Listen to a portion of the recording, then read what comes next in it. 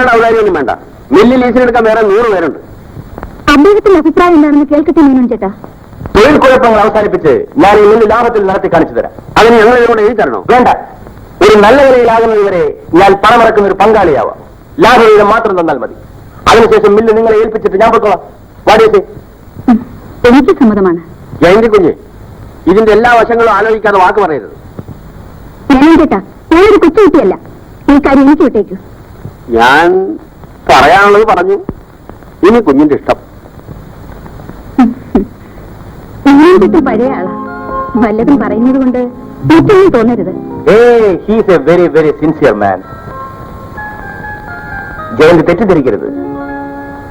നിങ്ങളെ ആദ്യം കണ്ടപ്പോൾ എനിക്ക് ബഹുമാനം തോന്നി. പക്ഷെ ഇപ്പോൾ തോന്നുന്നത് എന്താണെന്ന് അറിയാമോ? സ്നേഹം. എനിക്കും വിശക്കുന്നില്ലേ? നമുക്ക് വല്ലതും കഴിക്കാം. ജയന്തി അടുത്തിരുന്നപ്പോൾ ഞാൻ വിശപ്പ് മറന്നുപോയി. വരൂ. കമാൻ.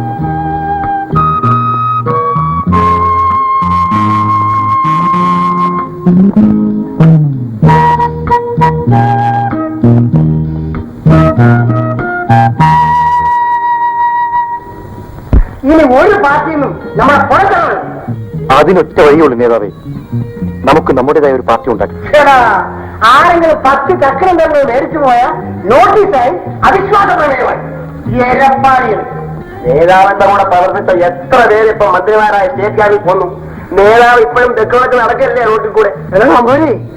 കഴിഞ്ഞ 7 വർഷമായിട്ട് എനിക്ക് കണ്ടക്ട് ചെയ്യാറുണ്ടോ? അവനല്ലേ NIT നടക്കും മുഴുവൻ നടത്തിച്ചത്. ഈ ഇവിടുന്നോട്ടൊരു കേറ്റ കരിമണ പോലെ തേലിട്ട് തിന്നാവെന്നിട്ടുള്ളൂ. ഏതായാലും നമുക്ക് ഈ ആഴ്ച തന്നെ ഒരു പുതിയ പാർട്ടി രജിസ്റ്റർ ചെയ്യണം. തൊഴിലാളി വർഗത്തെ ആശിക്കത്തക്ക ഒരു പേരായിരിക്കണം നമ്മുടെ പാർട്ടി. തീരദേശ ലേബർ പാർട്ടി എന്തായാലും. തീരദേശത്തെ മത്സ്യത്തൊഴിലാളികളും കൈത്തൊഴിലാളികളും അടിപൊളി ഇങ്ങോട്ട് പോയി. ശരിയാണ് ഏതാവേ.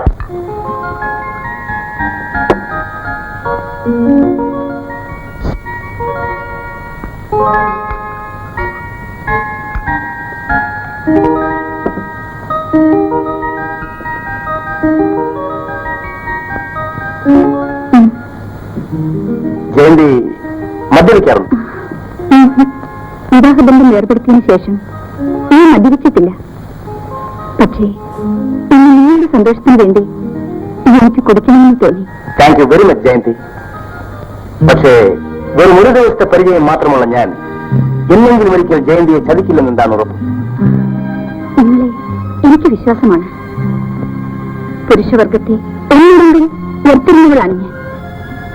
പക്ഷേ നിങ്ങൾ ഇന്നെന്റെ വീട്ടിലേക്ക് കടന്നു വന്നത് സത്യത്തിൽ എന്റെ ജീവിതത്തിലേക്കാണ്.